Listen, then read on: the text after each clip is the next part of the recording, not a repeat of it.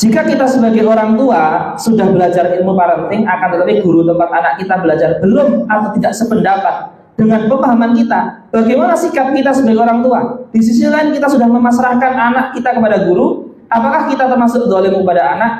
Ayo. Jadi penting ini, perbedaan cara pandang pendidikan antara wali santri dan pondok.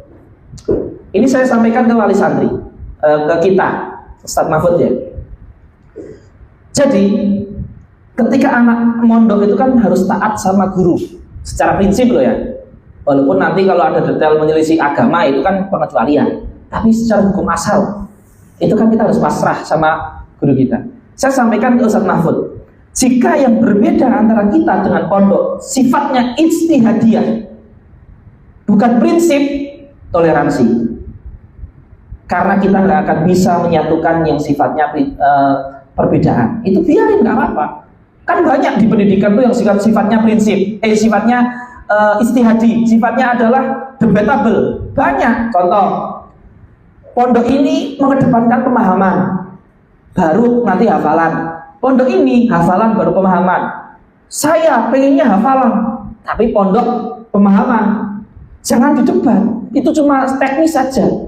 Ya pasrahkan aja. Selama antum yakin dengan pondok harus percaya. Kaidahnya gini, dalam Imriti disebutkan, ya, wa kullu man lam ya'taqid lam yantafi. Setiap yang tidak yakin nggak akan bisa dapat faedah. Kok kita wali santri nggak yakin dengan pondok, nggak akan dapat faedah. Anak nggak yakin dengan guru, nggak akan dapat faedah. Ya, ya. Idil fata hasbati qadihi rufi wa kullu man lam ya'taqid lam yantafi. Itu di Imriti Jurumiyah. Idil fata hasbati qadihi rufi. Seorang anak, seorang santri itu tergantung keyakinannya. Wa kullu man lam ya'taqid, dan setiap enggak percaya lam yantafi. Ini dalil perkataan ulama, bukan dalil hadis maksudnya. Ini sahih perkataan ulama bahwasanya suudzon itu membuat kita tuh enggak akan mengambil faedah. Ini pengalaman pribadi ya, saya sampaikan. Di awal-awal kita ngaji dulu di Sudan dulu, ya. Karena pengaruh sebagian lingkungan yang homogen satu warna, terkadang ketika kita ngaji ke guru yang beda warna, beda corak, itu di hati kita terbesit gini. Ini saya pribadi, yang saya akui salah. Terbesit di hati, saya akan ngambil dari syekh ini nahwunya saja, karena beda ormas.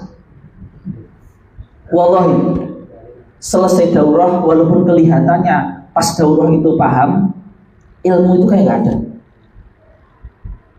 Nggak boleh seperti itu.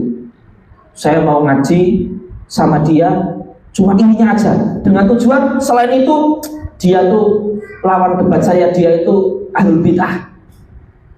Itu akhirnya saya kapok.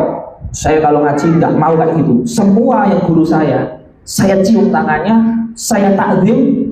Kalaupun beda perpikiran, disimpan aja.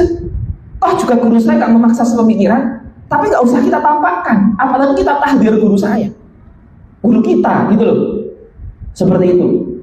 Makanya pada akhirnya ketika kita di Sudan, bayangkan seandainya kita punya pemikiran hanya mau ngaji dengan yang satu ormas, sementara nggak ada satu ormas yang menguasai semua ilmu. Ilmu itu Allah sebar.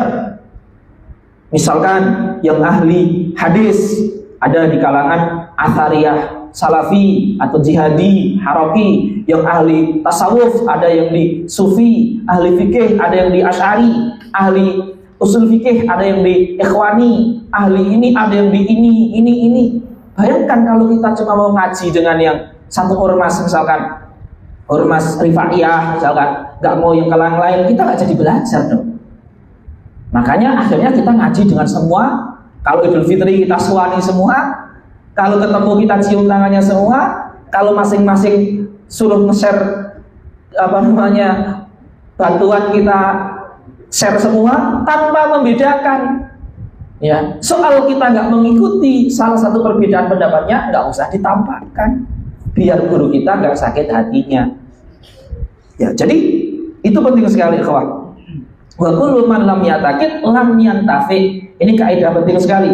Maka saya sampaikan kepada Ustadz Ahfandi, Selama perbedaan antara kita orang tua dan ustadz pondok itu atau sekolahan bukan prinsip toleran, ya, kalau nggak percaya juga ya diambil anaknya, ya, karena kalau nggak percaya nggak bermanfaat. Tapi kalau perbedaan itu adalah perbedaan prinsip tentang iman, Islam, ihsan yang pokok bukan yang khilafiyah, yaitu harus menasihati, nahi mungkar, amar ma'ruf, ya, seperti itu.